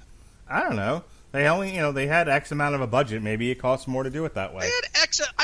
That's the other thing about this. I don't know what they spent $200 million on in this movie. I'd just like to point out, if they got rid of the Phoenix, they could have taken that money and invested it somewhere else. Absolutely. Agreed. Was there some other point? I'm trying to think if there was anything else, because again, mostly bad acting. Everyone is either flat or a clown. Again, just bad dialogue. The entire witch character just serves no purpose. She might as well have been stupid Wayans' brother with message tattooed across her forehead. This is a nothing movie. It is terrible by virtually every metric to anyone thinking. It's not interesting even in how bad it is. It's uninteresting. And I think how do I say this? I don't know why Disney chose this director to helm this project. It seems like a mistake. because for those of you who may not necessarily know this was directed by Nikki Caro, whose biggest film prior to this was what, The Zookeeper's Wife, which was a drama about people saving Jews during the Holocaust that had a budget of $20 million.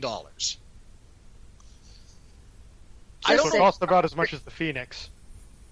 Just say it, Robert. You know exactly why she was given the job of directing this film.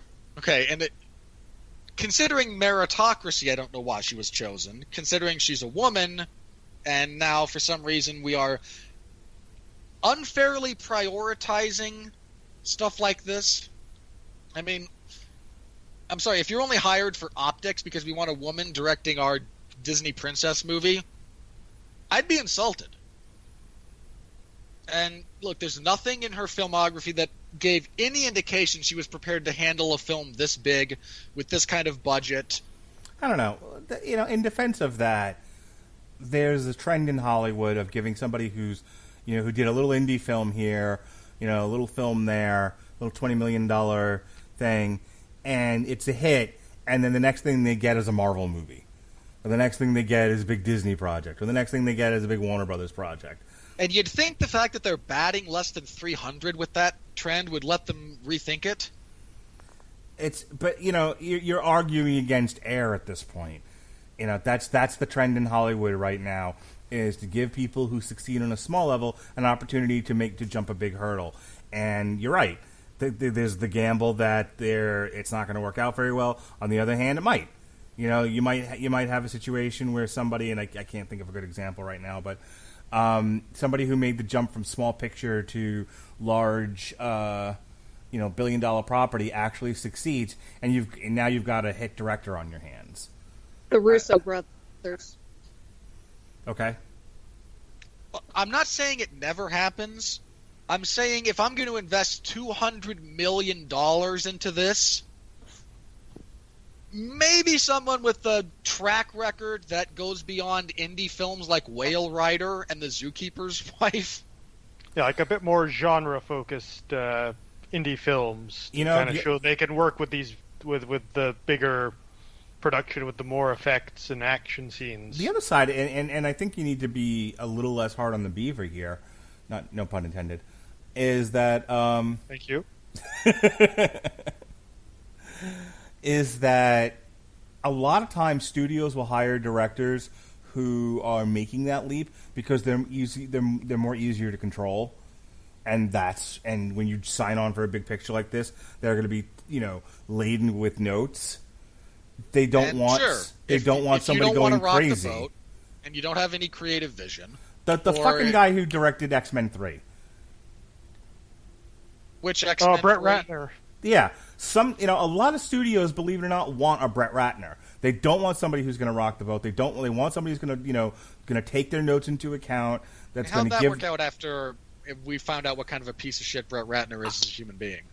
What does that have to do with the price of tea in China? You want to talk about the craft of X-Men 3 and how it doesn't measure up to the first two movies. Yeah. That's Brett one Ratner's thing. A terrible director. Yeah, to quote from Bob Chipman, the man's greatest cinematic achievement is making Jackie Chan boring for 3 movies in a row. That's true. He's the first example I can think of. But the thing of it is that you're yelling against the trend of Hollywood, which is to hire people like Brett Ratner. Stupid trend. Okay. Sure, because it's look. But you're like, well, why did they hire her? They clearly wanted a woman that they thought that wasn't going to rock the boat and was going to give them the checkboxes mayonnaise sandwich that they fucking wanted. Okay, and it gave them a terrible movie that no one seems satisfied with. That's going to lose them hundreds of millions of dollars. Well, it's going to lose them hundreds of millions of dollars because the world ended and this got put on Disney Plus. I don't care. If this were those are the facts, though. Again, no. When I say I don't care, if this was a quality movie, they might have had a chance, even under the catastrophic restrictions. This movie's so bad, even if this got a big theater release, I don't think it makes $1 billion. I think you're out of your fucking mind. You can think that, I'm right. I think that's absolutely... Hold on. Serious question. Not just who's seeing this, because we know who saw this. Anybody know anybody who would pay theater prices, especially taking your family, to see this twice? Not to see it twice. Anybody? No. So you're going once. So this giant shit sandwich of a movie has opening week, period. You're not making $1 billion with this. You might be profitable, and I'm not arguing that. If everybody who was going to see this saw this and saw it at least once under normal parallel universe conditions where COVID doesn't happen, this probably ends its run in the 700 million mark. Okay, I don't understand how Beauty and the Beast made the money it did. Because girls saw it 10 times. Yeah, I can easily tell you why that made the kind of money it did. Because every woman on Earth, fucking lived at the movie theaters watching that over and over again. That's what happened there. And every family went to see it more than once. Like, I know why Beauty and the Beast made $1 billion. I'd have been shocked if it didn't. This, unless the Chinese government threw $1 billion at Disney to make the movie, has no hope. Had no hope once this was the finished product. None. Zero. I'll concede it probably would. It probably would have ended its run in the 700 million mark, but considering it's a $200 million movie, okay. Well, that's $200 million before we get into advertising and elements of post-production. Really, we have to go over the equation again? So, okay, it needs to make more than 400 million. 700 million, Disney would have been disappointed, but they wouldn't have been throwing them. This wasn't Warner Brothers and Justice League and people throwing themselves out windows. Okay. If you ask me, Mark, I think Robert wants to talk about the money. I was going to say, shouldn't we be talking about this now? Well, no, because Robert and I are still yelling at each other over the craft of this movie. Because Robert is shaking. Because Robert tonight has decided to be the old man shaking his hands at clouds. Fine. Look, the last time I give you the perfect segue. You tried, and God bless you. But Robert is a part of the podcast, and he wasn't done with the craft stuff until I started yelling at him. So finish with the craft stuff. I think that's it. God damn it! Hang on, it's not well. So before you got on but don't you understand the thought process behind a studio wanting to be able to badger a director into making a terrible, terrible movie? Yes, your last words were, "Why in God's green earth would they hire this woman?" I said she had demonstrated no ability to handle this kind of a film, and no ability to handle not just this kind of a film stylistically, but size and scope wise. Just seems like a very, very bad decision. And I get that I am the lone sane person saying the sky is falling when the sky is falling. Fair enough. I'll die on that hill. I will acknowledge why the trend is going the way it is, and I will still say it's a profoundly stupid trend that should be changed. Are you good now? Yeah. I think that's it. We can talk about the lack of money for this movie. Here we go. The lack of money. God damn it. Here comes the money. Here we go. Wasn't even us that time. Hit the wrong button.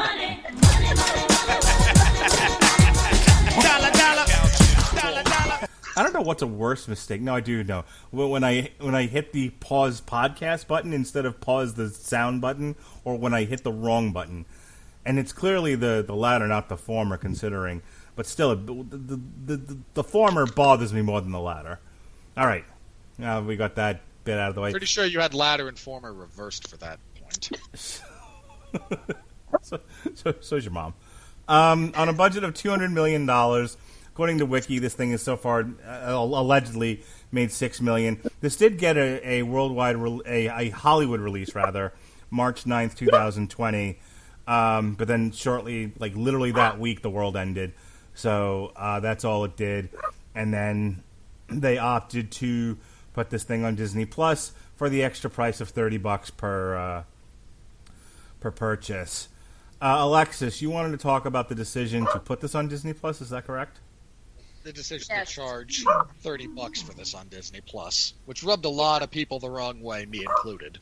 I think Eddie has some very strong opinions on the topic. Yeah, any strong opinions on the topic are, I want to go play, let me out of this room. You know, that's probably the most intelligent thing that has been said on this podcast so far. Yeah, Steve. probably. It's what's going to happen the next time you try to make one of your kids watch this movie. I want to go outside and play. No, kids don't go outside and Oh, play it's not anymore. that bad.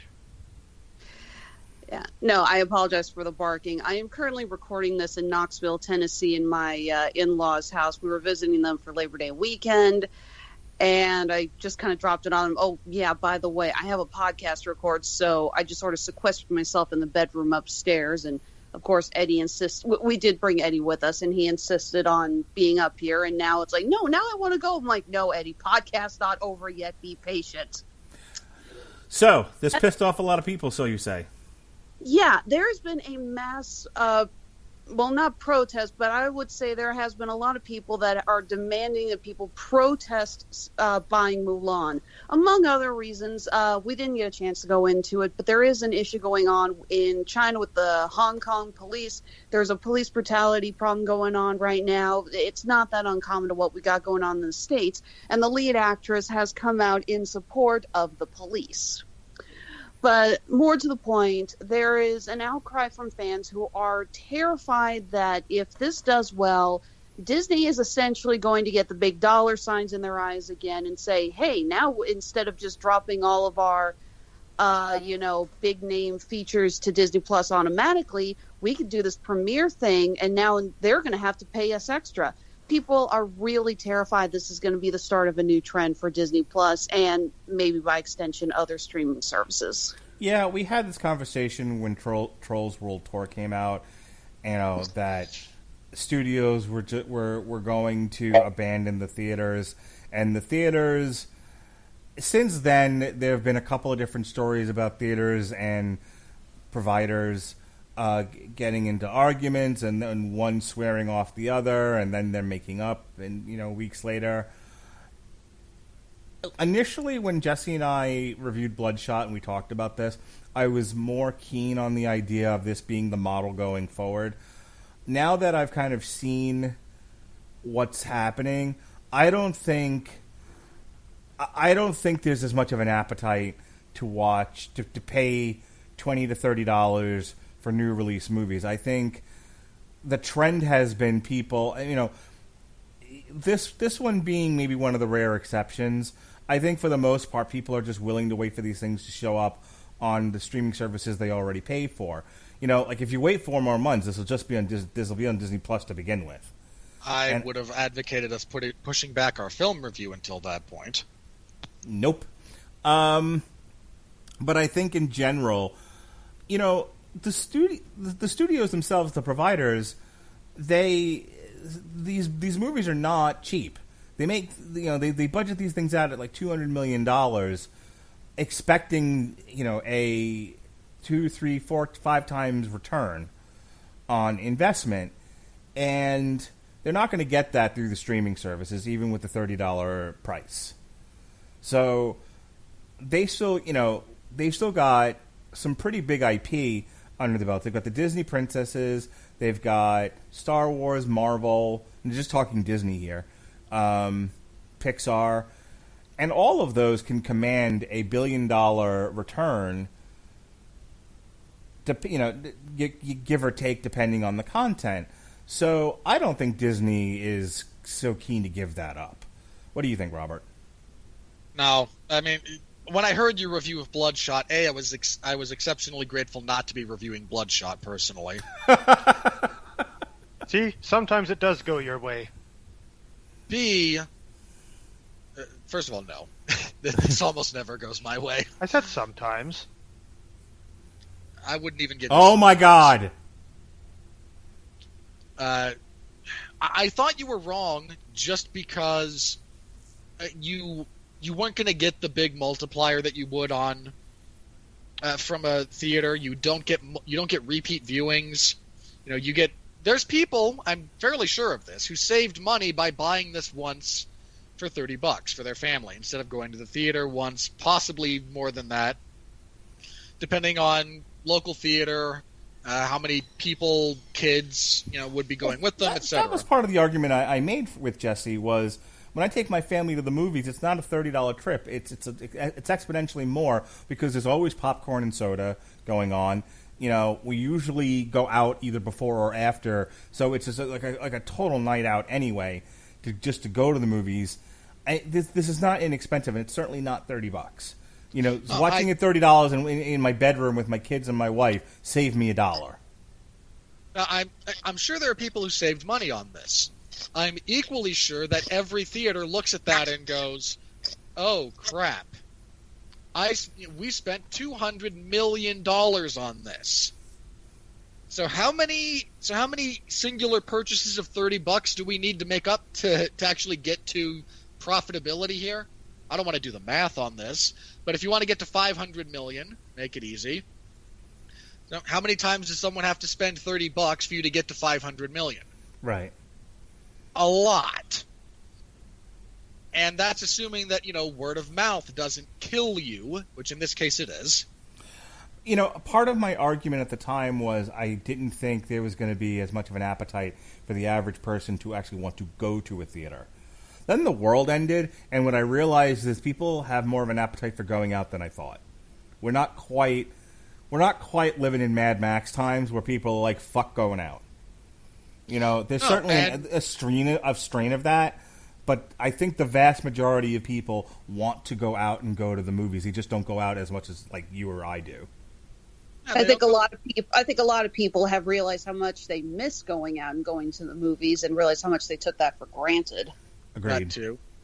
Look, the theater is an experience. It is an experiential thing that people like. I mean, much as my personal experiences in certain theaters with certain groups of people have annoyed the crap out of me. Oh, sure. There's look. I can't tell you I think I saw Kong Skull Island, and I wanted to murder the woman to the next movie who kept narrating the movie for me.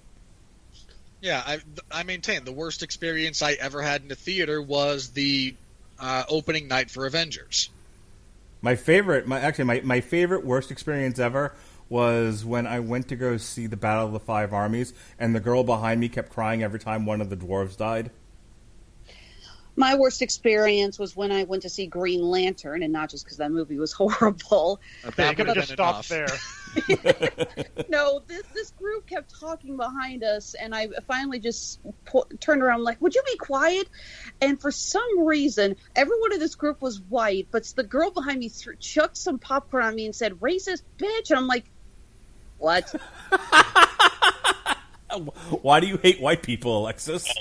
I think the best thing ever said about Green Lantern, the movie, was when someone was posting on Twitter, thinking of watching this tonight, and then the reply was, "Just walk away, man," from @TheRealRyan Reynolds.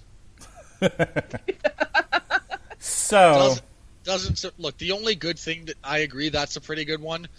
There's only one funny joke in all of Deadpool 2. It is Deadpool shooting Ryan Reynolds in the head to stop him from making Green Lantern. No question. You're welcome, Canada. So yeah, I honestly think I guess the decision to put Mulan on the streaming service couldn't have been made lightly, and I don't think was made like the day before. I think they looked at the situation. They looked at there was a period there between like June and August where they kept saying the movie theaters were going to open, and they kept putting release dates out for movies. It was initially going to be July, and they were playing like this terrible game of like, well, you go first. No, you go first. We'll release the movies if you open the theaters. Well, we'll open the theaters if you release the movies, and neither one willing to budge. And I think Disney looked at that situation and went, fuck it. But I can't see them doing this again anytime soon. Well, I think it's either going to be they'll take the Artemis Fowls and the One and Only Ivans and and the BFGs and stuff like that. Stuff that there's a very good chance are going to bomb in the theaters anyway, and those will end up being relegated to Disney Plus, even in going into the future. But the big IP movies like the Marvel movies, the Pixars and everything, I don't think they'll never do this. Frankly, I don't think they'll ever do this again. If they can get at as long as the theaters are open, I don't think you're going to see this premiere access shit with another tentpole movie like this one. I just don't. I think this was a one-time thing. I really hope you're right, man, because if this becomes the norm, you're going to have a lot of people who are really, really pissed off. Well, Disney's not going to make their money, and there's no, and as I said before, why else make a movie like Mulan unless you're going to make money off of it? I think they thought this was the best option at the time, given how things were going. But I think in meetings right now about how Mulan's doing, they're going, let's never do this again. Let us never speak of the Premier Access. Robert, we keep cutting you off. Go ahead. Well, I was just going to say, well, I think that's probably true. One of the other bits of logic that has to go into this, if you're Disney, is, pardon the pun, the schedule. Disney has other movies that they have to release. They have other live-action remakes that are in the pipe that are going to be coming down. If they keep pushing this back, at what point do they wind up stepping on their own toes? Right. Like, well, we'd like to release Mulan. Well, we can't.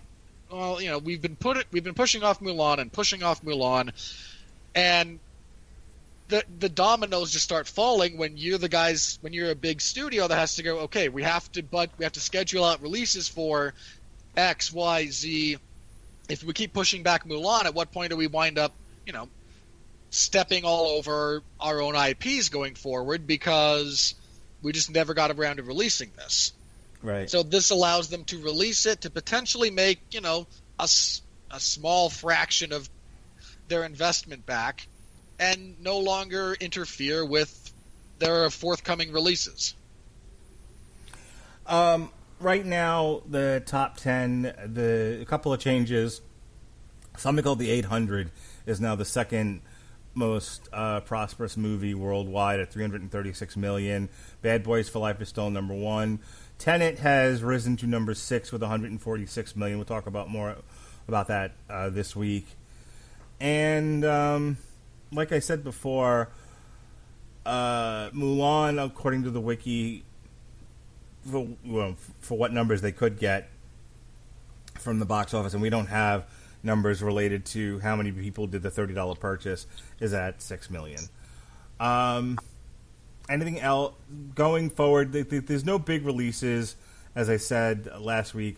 There's no big releases for the rest of September. The next big release is the first week of October, and that's Wonder Woman, and that's after this week, after Tenet, will be the next time we do one of these.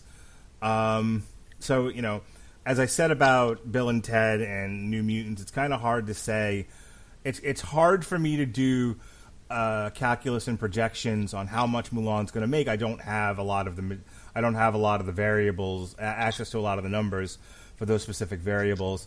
Also, you now have to factor in, yes, the movies are open, yes, people are going to them. Tenet showed that, but how many people are still afraid to go to the theaters? There are people who are still afraid to. There are people who haven't left their house since March. Like, that's crazy to me, and not just because, I never stopped working, so I never had, as I've said before, I've never had the experience of, Alexis and, some others who, really struggled with social isolation because I never stopped. And I did go out as much as I could when things were open. Like, as soon as the restaurants opened back up again, I went out, we went out to eat. A couple of mornings I went out and got breakfast, got myself a steak breakfast from this place or that place. So, but I do know people, according to my parents, they know people who have literally not left their house since March, and I don't understand how those people haven't murdered each other. But they do exist, and they don't go to the movies, so it depresses the numbers just a bit. So it's hard to say how well in the end Tenet's going to do or Mulan's going to do, even with not a lot of competition between now and the next big tentpole, which again is Wonder Woman. Any last words on the money, Robert? I would like my $30 back. Go fuck yourself? Robert, I told you I would share my password onto Disney Plus if you want to go halfsies on this. Look, I didn't pay the full $30 myself. This is just an expression of how much this movie sucks. Oh my god. You're acting like it's like the worst movie ever. It's a bland movie, but it's by far not the worst thing ever captured on celluloid. Yeah, to use the analogy so far, it's not a shit sandwich, it's just a mayonnaise sandwich. I've made you watch far worse. Yes. Yeah, So- we watched New Mutants recently. That was worse than this. So quit your belly aching. Yeah, but I only lost $5 when I watched New Mutants. Oh my god, you cheap bastard. Yeah, I'm cheap. Deal with it. I will. Are you ready? Yeah. Are you ready? No! I said, are you ready? No, God! No, God, please, no! No! No! No! Well, we're going to kick this off with... I'm going to go ahead and say this now, and I want Robert to try to contain himself, but I actually think that of the remakes, it's not the best, but it's definitely my favorite of all the remakes. You know, of Sir. Jungle Book, Lion King, Beauty and the Beast, Cinderella, for a variety of reasons. This one was my favorite. You have the cinematic palette of a brain-damaged 5-year-old. I said contain yourself. However, That was my contained response. it's not the best, but it's my personal favorite. I personally enjoyed Mulan the best You are out of all the never Disney going to watch remakes. this movie again. I haven't watched Peach Dragon, and I enjoyed that too. What's your point? However, I do not, and I want to say this very clearly, it's not the best. However, Orlando Maldonado of Movie Network says Nikki Caro superbly directs the best Disney live-action remake to date. Yeah, this is just demonstrably not true. Okay, Robert, then let's just be blunt here. Of all the Disney remakes that we have watched, and we watched, I would say, if not most, then all of them. The answer is Cinderella. From Is it Cinderella? From a craft standpoint, the answer is in fact Cinderella. Okay, from a just not pulling my hair out standpoint, I say Jungle Book. Look, Why do you hate women? Mark says he enjoyed this movie the most, and look, my only response to that is Mark's taste in cinema has long been a subject of scorn from me. but I have no. Yeah, I'm not going to. Yeah, I'm going to say that Mark has terrible taste in movies because I think that's an indicator of that.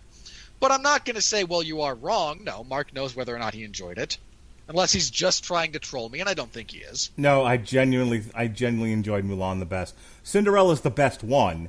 Cinderella looks the best. Cinderella had the best. All the craft work of Cinderella is superior to anything the rest of these have done, and that includes Beauty and the Beast, which I'd agree with that. Which I fucking hate. But Wait a minute. You hate that it's better than Beauty and the Beast, or you hated Beauty and the Beast? 'Cause I think the more I think about it, the more I hate Beauty and the Beast. you're weird, man. You and I were both very complimentary of that We movie. were. It's a gorgeous movie, but again, it was damn near a shot-for-shot remake of the fucking cartoon, and that bothers me the more I think about it. Okay, Yeah, fair that enough. was my complaint. I was like, Belle's already my favorite Disney princess. I don't need to see her be destroyed by Emma Watson. Emma Watson did a fine job. Hang Hang on, just sorry, because it relates to Mulan. Can we all just lament the fact that we had this wooden-faced actress when you had the great voice acting of Ming-Na Wen in the original animated? She did get a cameo. She did. Yeah, she has a cameo in this. I know. My but, wife was practically giddy when Ming-Na Wen showed up. And she can do kung fu. Mark is only cursorily aware of her existence because she shows up in a couple of seasons of Agents of S.H.I.E.L.D. She's on the whole fucking series, you nutjob. I don't know. I don't watch terrible television. Well, then don't talk about shit you don't know about. Talk about this instead. Edward Porter of the Sunday Times, UK. Disney is offering young viewers a handy introduction to epic film making. Oh, shut up. Well, I agree with 2 out of the 3 of those words. There is, in theory, a film that was made. That's true. I mean, I like epic movies. This isn't one of them. This poor director got a studio note that, okay, make an epic movie. Well, what's epic? I don't know. Big sprawling Vistas. landscape shots. Okay. So many vistas. That's And a Red those Letter are- Media joke. And look, the vistas are the only good thing about Mulan. So, Hey, your future, I don't know, mother-in-law, Susan Granger. okay, hold on. You went from my spirit animal, my spiritual father, to you're trying way too hard to make that gag continue with new people. I have to find a way to relate Susan Granger to you because I know how much you hate her because she's fucking terrible. Really do. She really is. She's awful. Susan Granger of SSG Syndicate. Exciting, action-packed live action remake. Really not. It's boring and bland. Oh my god, this gets better. Wendy Ide of Observer UK. The combat set pieces are terrific. The scale of the storytelling is epic. Okay. I seriously question how many action movies she's watched. This woman has never seen a Marvel movie. Just because every action scene and even the worst choreographed Marvel movie is better than everything we get here. All of them. I'm not I wouldn't laughing say at the you. fight choreography was bad. It's just not that great either. Some of it is actively bad. Oh my god. By the end of this, I think Robert's going to walk into either the middle of the street or at least into the woods to live deliberately when he hears some of these. These are great. Doug... like, sometimes this bit lives or dies on how far off some of these reviews are. And this bit is alive and well for just that reason. This one might get Robert to curse. Let's see what happens. I'm all at Twitter. Doug Jameson of the Jam Report. Not the Jelly Jam, but the Jam Report. It's a wondrous thrill to see a Disney live-action remake take a bold stance and offer something different than a pointless rehashing. Okay, you sad man. What about this is bold? I mean, in all seriousness, unless you mean deliberately pissing off a giant section of your fan base... Look, again, I agree that if you're not going to do something different with the live-action movies, then why make them at all? I completely agree with that. It was my big gripe with The Lion King. Well, one of my gripes with The Lion King. There's no reason for it to exist. It doesn't add anything. It doesn't... Beauty and the Beast, for as much as Mark's like, it's a shot-for-shot remake, and I'm not saying that there's not some truth to that, at least fleshed out Beast and Belle's relationship. It gave... they did stuff together. It wasn't just suddenly you saved my life, so Stockholm Syndrome. They fleshed out Gaston. They actually fleshed out characters. Maybe they could have done more of that. Maybe, again, we kind of went over that movie already. Cinderella actually stopped it from being a bad Tom and Jerry routine and turned it into an actual movie. Aladdin, by contrast... hey, Bollywood? Or The Lion King being just the worst offender out of all of these because it does nothing. There is nothing of value to that movie. Just straight up nothing other than people paid to see it. And so when I say nothing, I do mean purely artistically. This movie doesn't actually add anything. It doesn't take the characters in a bold new direction. It's so aggressively bland, it would be offensive, except it would just... Like, this is a Canadian movie. It just spends the whole time apologizing for existing, and that's somehow loosely offending you. Are you okay with that, Dave? Sure. How very Canadian of you. Yeah. Monique... Yeah, we're pretty easygoing. Monique Jones of Just Add Color. Overall, Mulan aims to be a sweeping cinematic adaptation of an animated classic, but the film might miss that mark for adult audiences, and Robert. Despite this, the film has a place in our discussions and positive representations. Oh, God. No. Okay, I saw this on Twitter. I thought about it for a little bit because I wasn't sure how true it was. I'm still not sure how true it is, but someone said, behold the starter pack for the we really want that sweet, sweet Asian money, but we're not going to trust any Asian people with anything creative. And it's the live-action Avatar: The Last Airbender, the the live-action Ghost in the Shell,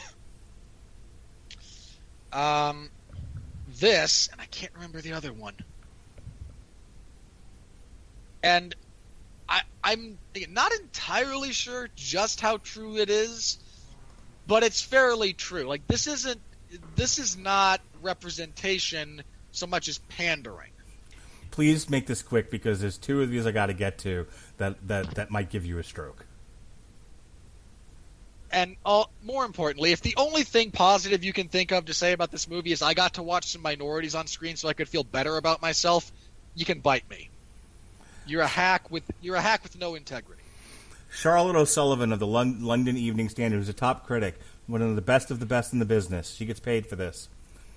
I'm as athletic as a bed sock, but for so many reasons, this movie made me want to do backflips. Yeah, that'll all fall apart the moment you try. Look. Okay, but that's not the one I wanted to read you. This is the one I wanted to read you. Okay, fine, go ahead. I mean, that was fucking terrible, and she doesn't deserve her job. Yes, it really is. but this is the one I wanted to read you. To be fair, that dig was more of a general dig. Like, seriously, exercise sounds fun until you try it. Brad Keefe of Columbus Alive. Mulan is visually gorgeous with massive battle sequences and moments that rival most any martial arts epics. I'll be back in an hour, guys. Clearly they have not seen any martial arts epics. You haven't even seen good martial arts movies, much less martial arts epics. Okay, this jackass is just trying to get invited to parties. You, sir, have no integrity, you have no brain, and you have done yourself, your publication, and the entire profession of film review a giant disservice. Shame on you, dishonor on your family, dishonor on your cow of a partner. Okay, you know what, Robert? I'm going to give you 2 points for that one. That's probably the best amendment to that insult I've ever heard. Paul McGuire Grimes of KSTP-TV, St. Paul, Minnesota. Mulan is the hero kids need in 2020. I'm sorry, what? Wait, I'm not done. The hero we need of 2020 is a giant meteor crashing into this planet. Mulan is the hero kids need in 2020. It challenges them instead of talking down to them and is one of the better live-action Disney reboots. Okay, hold on. Mark, you have children. Yes. Did either your daughter or your son look at you after this and express in any way that they were challenged? No. My son said, fuck this movie, where's Mushu? That's what he said. And my daughter was like... I hope you then proceeded to wash his mouth out with soap. Well, he might not have said fuck. But he definitely said, where's Mushu? I want Mushu. He was chanting, I want Mushu when the movie was over. That I absolutely believe. Congratulations, Murphy. Somebody wants you. And then, hey, Eddie Murphy's hilarious. And then I question if this critic actually has kids. I mean, No, my daughter liked it, but it was Go ahead. My daughter liked the movie, but I mean, it was a girl swinging a fucking sword around. Of course, she liked it. My daughter's a 9-year-old feminist. And that's the thing, and that's what I was saying at the top of the program. If there's more kids out there like my daughter than not, this movie was basically made for them. Personally, I think the hero for kids right now should be like the dude, as in stay home and don't do anything. Well, that's just like your opinion, man. Kiko Martinez of San Antonio Current. Of the 12 live-action remakes that Disney has produced over the last decade... Hold on. Is that accurate? We got to remember, a lot of these didn't make it into the theaters. Okay. Of the if you want to... Never mind, go ahead. Make your point. Finish reading this jackass. I'm trying to. Of the 12 live-action remakes that Disney has produced over the last decade, Mulan is easily the least Disney-esque of the bunch. That's not to say the reimagining of the 1998 animated feature is not a beautiful spectacle to behold. Believe it or not, I think that's probably true. This is the least Disney. There's no there's no magic, and I don't mean magic on screen. I don't mean magic as a function of the universe. I mean anything interesting. Look, the only thing good you can say about this movie is that there's scenes that look pretty. That's it. That is the only good thing about this movie. Even your feminist daughter will move on to something else or better in 48 hours. Yeah, I'm sure she'll like Wonder Woman just as much, if not more. Paul Burns of Sydney Morning Herald, top critic.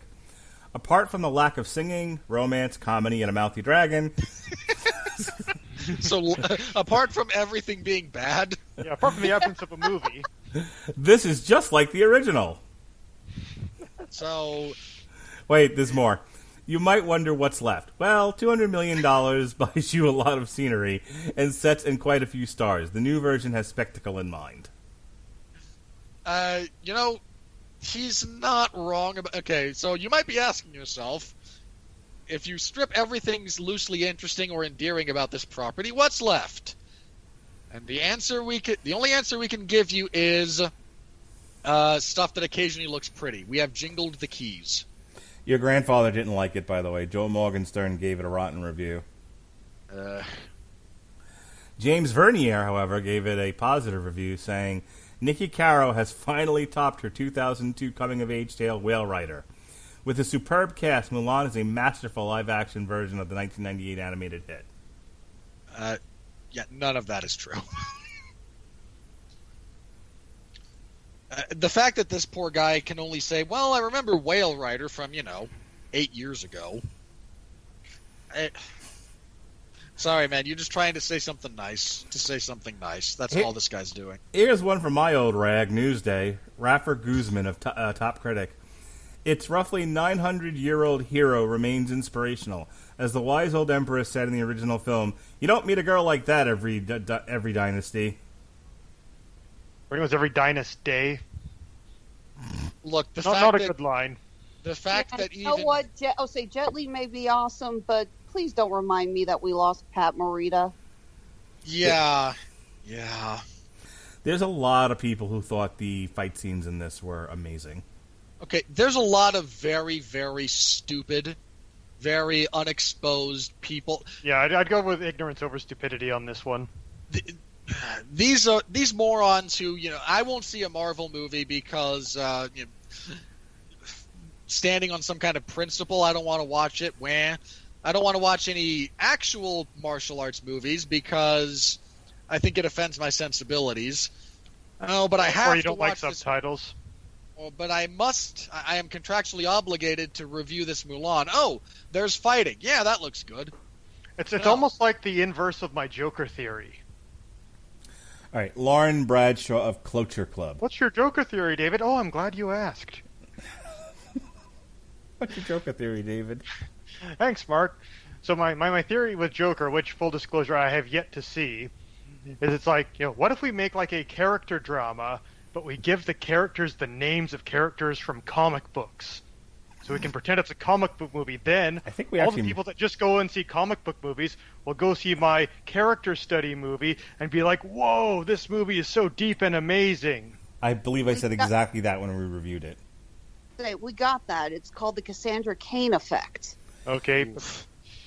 I like Joker, but anyway. But yeah, this is like the opposite where it's like, people that go and see, artsy films, quote unquote, go and see like a, kung fu or wuxia movie and be like, oh wow, the fight scenes are so amazing. It's like, well, yeah, because these are the only kung fu fight scenes you've ever seen. All right, we're gonna end with this one. I usually try to end with a really strong one, or I go until I run out of these, but we're at this for 2 hours and we're done. So Lauren Bradshaw of Cloture Club. Mulan cracks the code of being an excellent remake while still honoring fan favorite moments of the original. Although not a musical, the score still packs a punch. Okay. This person has never talked with an actual fan of the original if this is their takeaway from this. There's a reason the audience score on this is, in the, low 50%? 55. Yeah, okay, so middle. No one's happy with this movie! Well, the critics are. The critics are saying nice things because they don't want to piss off Disney. Or China. Sure. Either or. there's no one who is, even a Wait a somewhat minute. regular person. Hang on. Tom Santilli of Movie Show Plus. Mulan is one of the few Disney remakes that is overall a better film than the one it was based on. Now we're done. Okay, yeah, you're an idiot.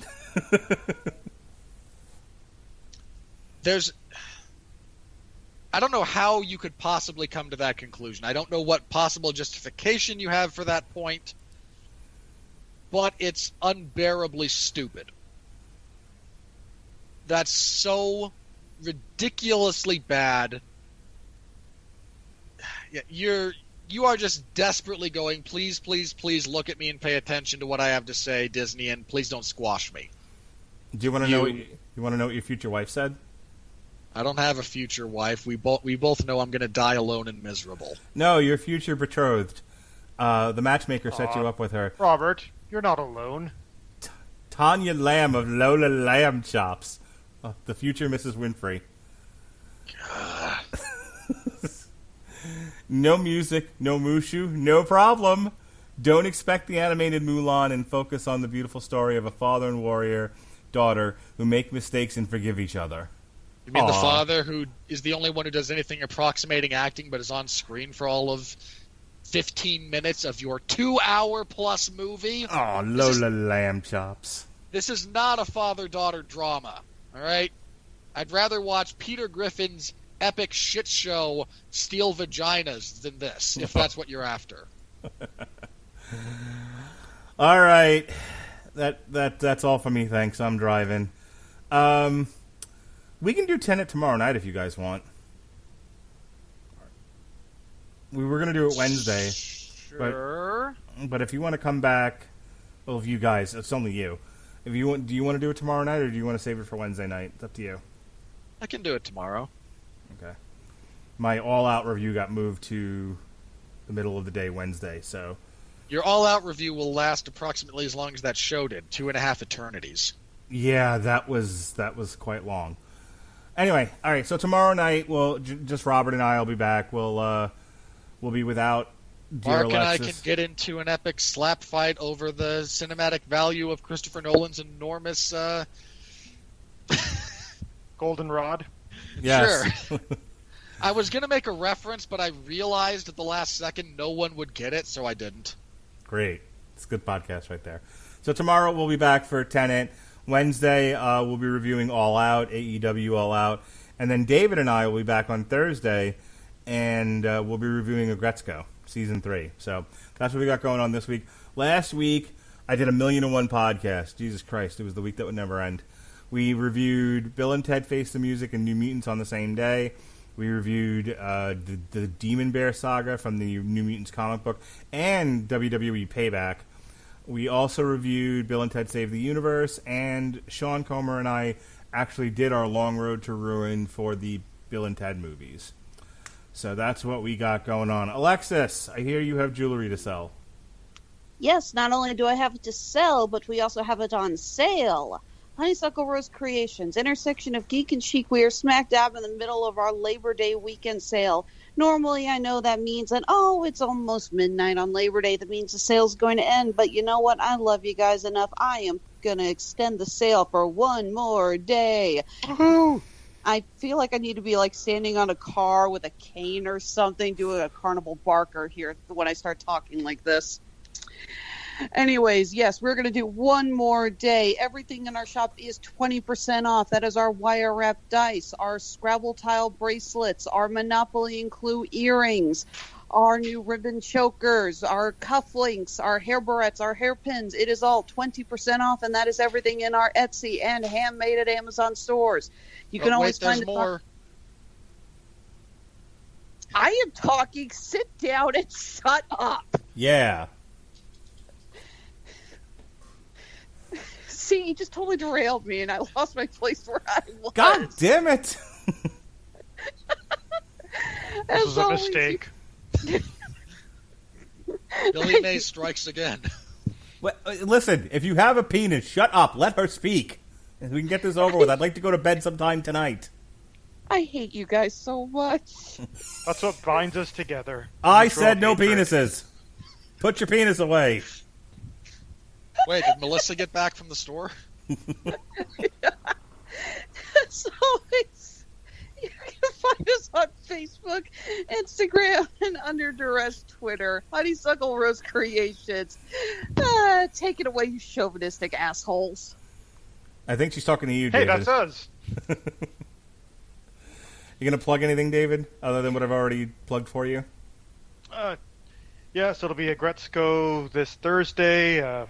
The next in our Star Trek retrospective, as soon as we can get it organized together. Hopefully sometime next month. Got a couple of things I need to get off my plate before jumping into another podcast editing session. But hey, everyone look forward to that. And it'll be up in December.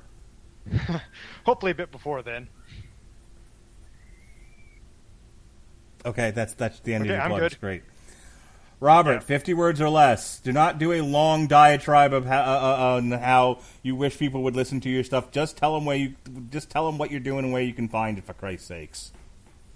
I host an MMA show. No one cares. You can find it wherever you found this one. I will be back here tomorrow for another show that no one will listen to, talking Tenet. Mark and I will yell at each other. No one will care. And then this Saturday, I will be covering a UFC event in the MMA Zone of 4-1 Mania. No one will care or read. And that's it for me. That was well done. Thank you. This is exactly what I was looking for. Jesus Christ. All right, folks. Thank you for joining us here on Damn You Hollywood. A little longer than normal, but we felt, with the extra panel members, that the movie deserved it. So thanks for staying with us if you have. Until next time, for Robert Winfree, Alexis Hejna, and David Wright, this has been Damn You Hollywood. Be well, be safe, and behave.